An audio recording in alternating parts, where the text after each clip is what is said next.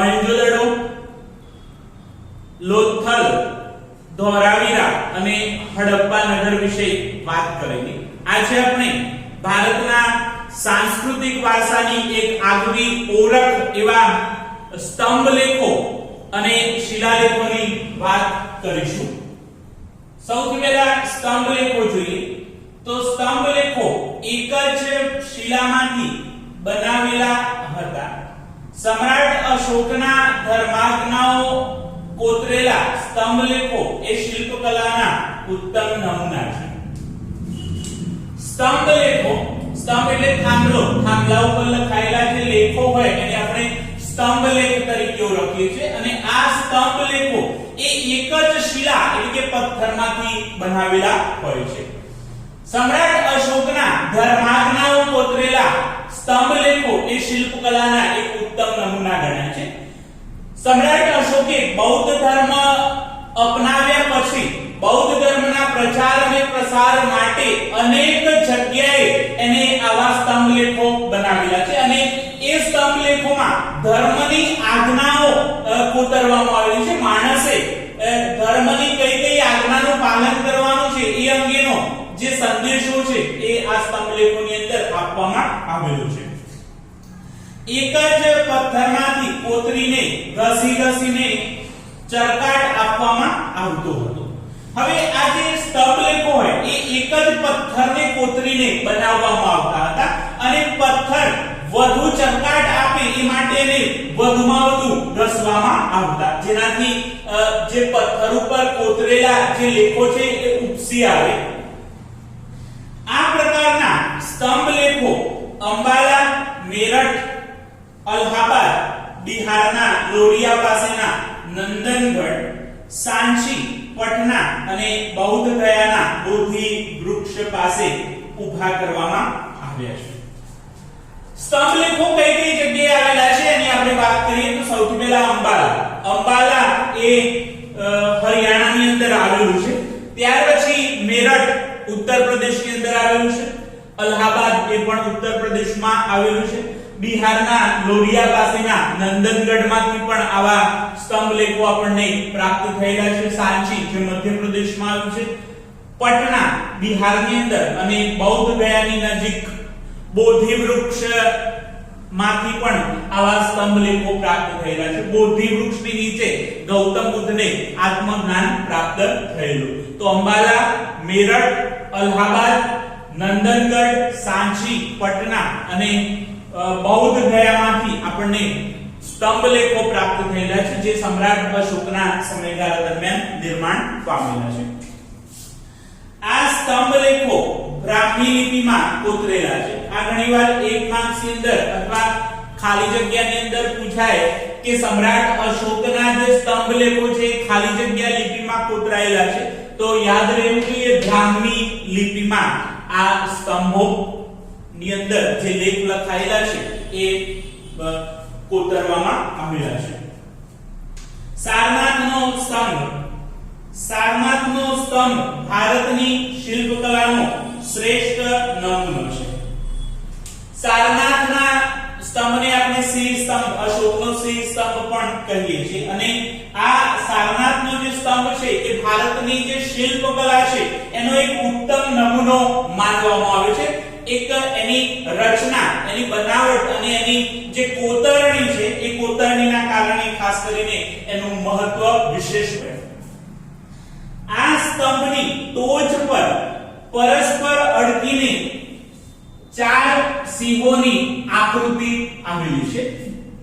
જે સ્તંભ છે એની ટોચ ઉપર ચારે દિશાની અંદર ચાર સિંહો એ એકબીજાને અડકીને આવેલા છે, માટે આપણે એને સિંહ સ્તંભ તરીકે પણ ઓળખીએ છીએ. સારનાથ ભગવાન બુદ્ધના ઉપદેશનું સ્થળ હોવાથી સિંહોની નીચે ચારે બાજુ ચાર ધર્મચક્રો અંકિત કર્યા છે. આ ચક્ર ધર્મનો વિજય બતાવતું હોવાથી ધર્મચક્ર કહેવાય છે. સારનાથ એ ગૌતમ બુદ્ધના ઉપદેશનું સ્થળ છે. ગૌતમ બુદ્ધને જ્યારે બોધિ વૃક્ષની નીચે આત્મજ્ઞાન પ્રાપ્ત થયું એ પછી એમને સૌપ્રથમ એ સારનાથની અંદર ઉપદેશ આપ્યો. એટલે સારનાથ એ ભગવાન બુદ્ધના ઉપદેશનું એક સ્થળ છે અને આ મહત્વને ધ્યાનમાં રાખી અને એ ચાર સિંહોની નીચે ચારે દિશાની અંદર ધર્મચક્ર અંકિત કરવામાં આવેલા છે. આ ધર્મચક્ર એ લોકોને એ મેસેજ આપે છે કે ધર્મનો વિજય થાય છે, માટે આ ચક્રને ધર્મચક્ર તરીકે ઓળખવામાં આવે છે. આ ઉપરાંત હાથી, ઘોડો કે બળદની શિલ્પાકૃતિઓ એની અંદર આપેલી છે.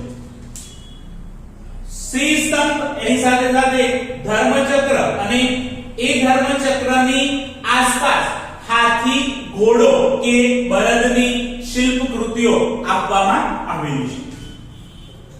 પ્રજાસત્તાક ભારતના રાષ્ટ્રધ્વજમાં આ ચક્રને સ્થાન આપવામાં આવ્યું છે અને ચાર સિંહોની આકૃતિને ભારતના રાષ્ટ્રીય ચિહ્નમાં સ્થાન આપવામાં આવ્યું છે. આપણો દેશ આઝાદ થયો એ પછી આપણા રાષ્ટ્રધ્વજની અંદર આ ચક્રને સ્થાન આપવામાં આવ્યું છે, જેને આપણે અશોક ચક્ર તરીકે ઓળખીએ છીએ. અને જે ચાર સિંહોની આકૃતિ છે એ ભારતનું રાષ્ટ્રીય ચિહ્ન છે. આ ચાર સિંહોની આકૃતિને ભારતના રાષ્ટ્રીય ચિહ્નમાં સમાવેશ કરવામાં આવેલું છે. દુનિયાની સર્વોત્તમ શિલ્પકૃતિ પૈકીનો આ એક ઉત્તમ નમૂનો છે. ભારતની જ નહીં પરંતુ દુનિયાની જે શ્રેષ્ઠ શિલ્પકૃતિઓ છે એ શિલ્પકૃતિઓમાં આ સારનાથના શ્રી સ્તંભનો સમાવેશ થાય છે. હવે આપણે વાત કરીશું શિલાલેખ. સમ્રાટ અશોકના શિલાલેખોમાં ધર્માંગનાઓ કોતરેલ શિલાલેખો અગત્યના છે. કાષ્ઠ શિલ્પ, પાષાણ શિલ્પ વગેરે સ્થાપત્ય કલાના ઉત્તમ નમૂનાની પ્રતીતિ કરાવે છે. અશોકે કલિંગના યુદ્ધ પછી બૌદ્ધ ધર્મના પ્રચાર અને પ્રસારની અંદર પોતાનું જીવન વ્યતીત કર્યું અને બૌદ્ધ ધર્મના પ્રચાર માટે એને લગભગ 80,000 કરતા વધુ શિલાલેખો બનાવ્યા અને એ શિલાલેખોમાં ધર્મની આજ્ઞાઓ કોતરવામાં આવેલી છે. કાષ્ઠ શિલ્પ, કાષ્ઠ એટલે લાકડું, લાકડા ઉપર જે નકશી કામ કરવામાં આવેલું હોય, શિલ્પ કામ કરવામાં આવેલું હોય અને એની સાથે સાથે પાષાણ શિલ્પ, પથ્થર ઉપર જે નકશી કામ કરવામાં આવેલું છે એ સ્થાપત્ય કલાના એક ઉત્તમ નમૂનાની પ્રતીતિ કરાવે છે કે પ્રાચીન સમયમાં આપણા દેશની અંદર આવા સુંદર કારીગરો હતા જેમણે પોતાની કલાકૃતિ દ્વારા ભારતનો જે સાંસ્કૃતિક વારસો છે એને વૈભવશાળી બનાવ્યો છે. લાકડા કે પથ્થરની વાડ બનાવી દરવાજા પર સુંદર તોરણો કોતરાવ્યા છે જે ધર્મના આચરણ પર ભાર મૂકે છે. જે લેખ છે એ લાકડા કે પથ્થરની વાડ બનાવી એટલે કે લાકડા અથવા તો પથ્થરની એક ફ્રેમ બનાવવામાં આવે અને એ ફ્રેમ બનાવી દરવાજા ઉપર જેવી રીતે તોરણનો આકાર હોય એવી જ રીતે સુંદર મજાના તોરણો બનાવવામાં આવતા અને એ ધર્મના આચરણ ઉપર ભાર મૂકે છે કે મનુષ્યએ પોતાના ધર્મનું આચરણ કરવું જોઈએ. આ શિલાલેખો પેશાવર, દહેરાદૂન, થાણા, મુંબઈ, ધૌલી અને જોગડા તેમજ ચેન્નાઈમાં આવેલા છે. અશોકના સમયના જે પ્રસિદ્ધ શિલાલેખો છે એ પેશાવર જે પાકિસ્તાનનું એક મહત્વનું શહેર છે, દહેરાદૂન જે ઉત્તરાખંડની અંદર આવેલું છે, થાણા અને મુંબઈ મહારાષ્ટ્રની અંદર આવેલા છે, ધૌલી અને જોગડા જે ઓડિશાની અંદર આવેલા છે અને ચેન્નાઈ જે તમિલનાડુમાં છે. તો આ જગ્યાએથી શિલાલેખો પ્રાપ્ત થયેલા છે. ફરીથી એકવાર રિપીટ કરું છું: પેશાવર, દહેરાદૂન, થાણા, મુંબઈ, ધૌલી અને જોગડા અને ચેન્નાઈ. ગુજરાતમાં જૂનાગઢમાં ગિરનારની તળેટીમાં આ પ્રકારના શિલાલેખો છે. પાલિતાણા શેત્રુંજય પર્વત પરના જૈન મંદિરો, અમદાવાદના હઠસિંગના જૈન દેરાસર જે 1847 માં બનેલા છે, એમાં સઘળી માહિતી આપતો શિલાલેખ સંસ્કૃત અને ગુજરાતી ભાષામાં કોતરીને મુકાવેલું છે.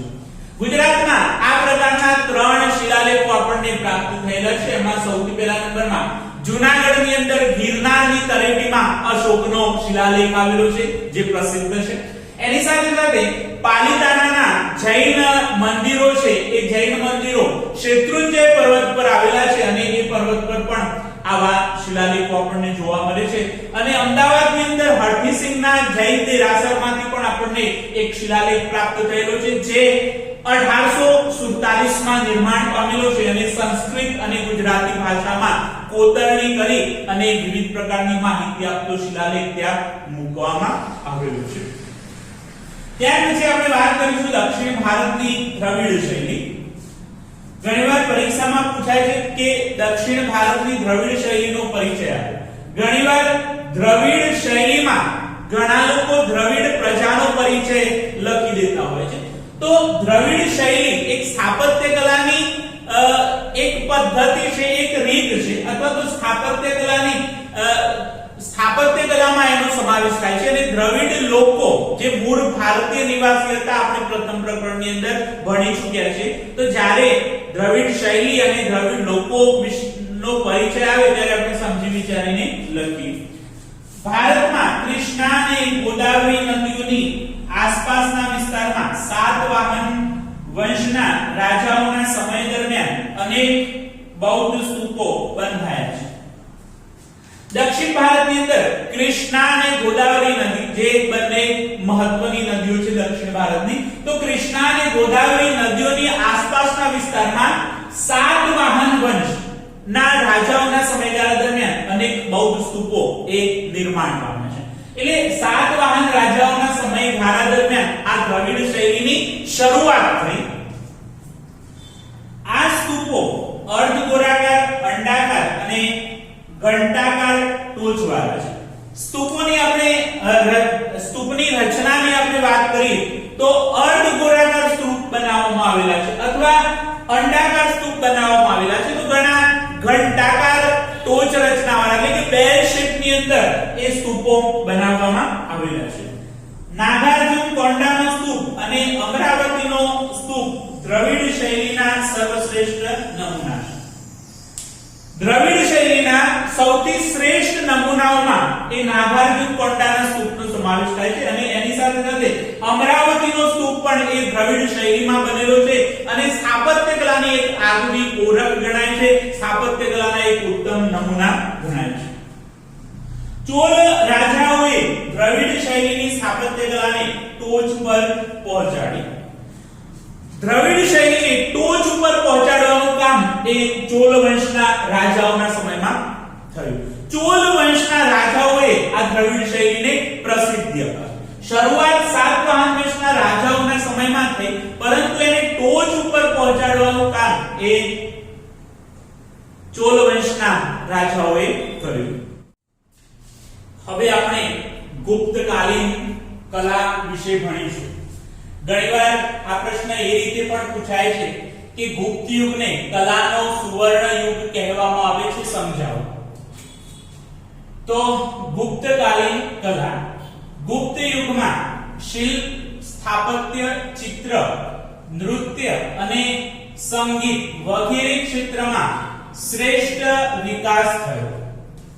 ગુપ્ત વંશની સ્થાપના એ શ્રીગુપ્ત નામના રાજાએ કરેલી અને એ વંશની અંદર સમુદ્રગુપ્ત જેવા મહાન રાજાઓ થઈ ગયા. આ સમયગાળા દરમિયાન શિલ્પ, સ્થાપત્ય, ચિત્ર, નૃત્ય અને સંગીત એમ તમામ ક્ષેત્રમાં સારો એવો વિકાસ થયો, શ્રેષ્ઠ વિકાસ થયો. માટે ગુપ્ત યુગને સુવર્ણ યુગ તરીકે ઓળખવામાં આવે છે. જબલપુરની અંદર પાર્વતી મંદિર જે નીનાવામાં આવેલું છે. બુમરાનું શિવ મંદિર જે નાગોડામાં આવેલું છે. નૃસિંહ મંદિર ઈરણ અને ગોપ મંદિર જે જામનગરમાં આવેલું છે. આ ચાર જોડકાની અંદર પૂછાય છે, આપણને ખાસ યાદ રહેવા જોઈએ. ફરીથી એકવાર રિપીટ કરું છું. પાર્વતી મંદિર નીનાવા, બુમરાનું શિવ મંદિર એ નાગોડામાં આવેલું છે. નૃસિંહ મંદિર ઈરણમાં અને ગોપ મંદિર એ જામનગરમાં આવેલું છે.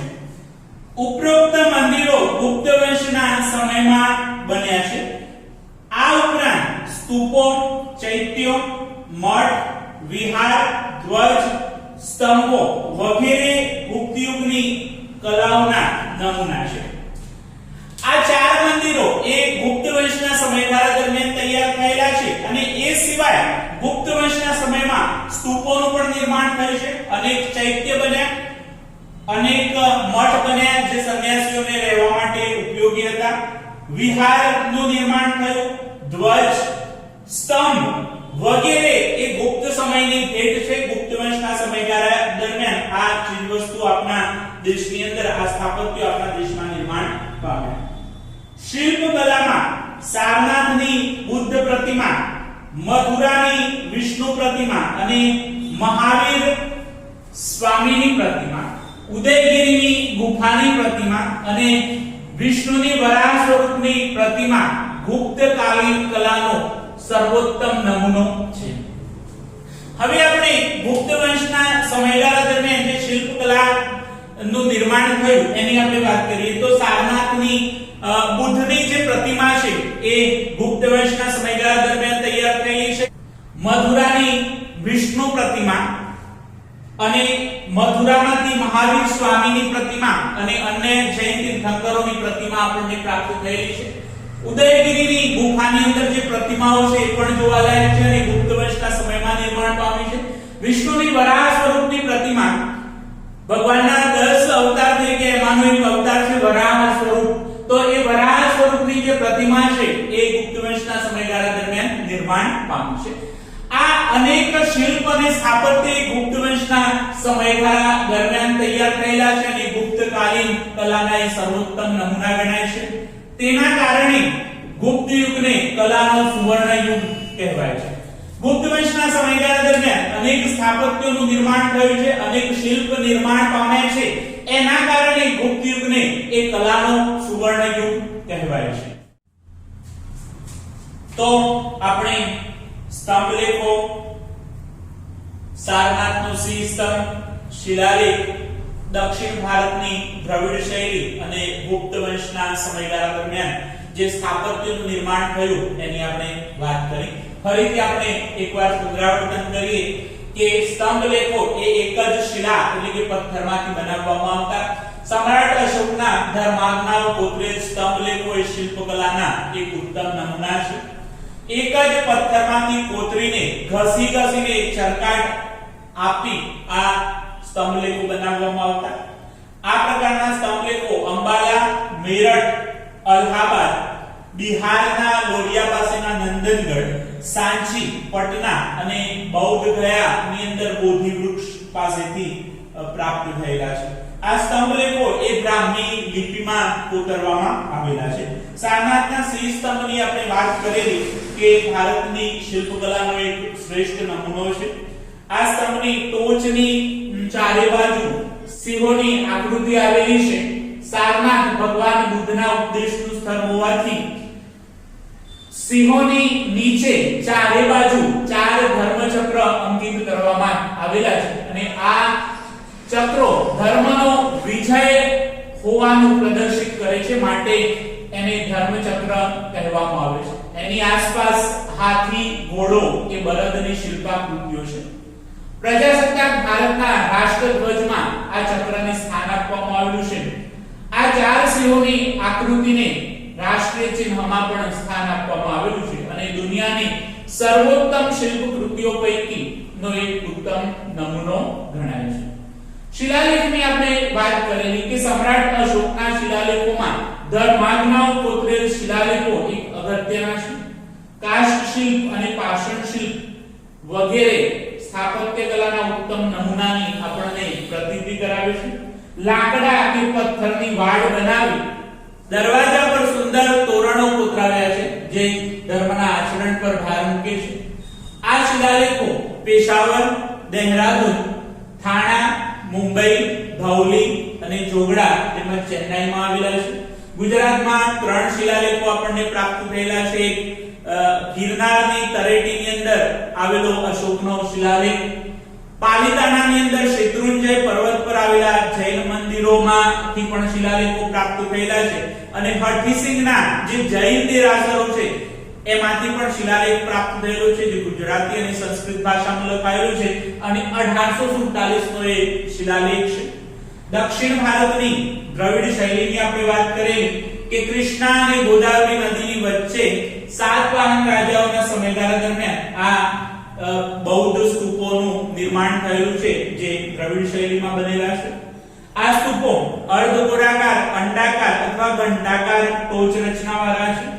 નાગાર્જુન કોંડાનો સ્તૂપ અને અમરાવતીનો સ્તૂપ એ દ્રવિડ શૈલીના સર્વશ્રેષ્ઠ નમૂના ગણાય છે અને ચોલ વંશના રાજાઓએ આ દ્રવિડ શૈલીને ટોચ પર પહોંચાડવાનું કાર્ય કર્યું છે.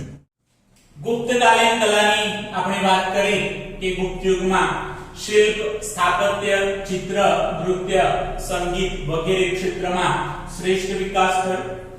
પાર્વતી મંદિર નીનાવા, ભૂમરાનું શિવ મંદિર જે નાગોડામાં આવેલું છે, નૃસિંહ મંદિર એરણ અને ગોપ મંદિર જે જામનગરમાં આવેલું છે, આ મંદિરો એ ગુપ્ત વંશના સમયગાળા દરમિયાન બન્યા છે. એ ઉપરાંત સ્તૂપ, ચૈત્ય, મઠ, વિહાર, ધ્વજ અને સ્તંભ આ બધાની ભેટ આપણને ગુપ્ત યુગના સમયગાળા દરમિયાન પ્રાપ્ત થયેલી છે અને ગુપ્ત યુગની કલાના એક ઉત્તમ નમૂના છે. શિલ્પકલાની આપણે વાત કરીએ તો સારનાથની ગૌતમ બુદ્ધની જે પ્રતિમા છે એ, મથુરાની વિષ્ણુની પ્રતિમા અને મહાવીર સ્વામીની પ્રતિમા, ઉદયગીરીની ગુફાની જે પ્રતિમા છે એ અને વિષ્ણુની વરાહ સ્વરૂપની જે પ્રતિમા છે એ ગુપ્તકાલીન કલાના એક સર્વોત્તમ નમૂના ગણાય છે. માટે જ આપણે ગુપ્ત યુગને કલાનો સુવર્ણ યુગ તરીકે ઓળખીએ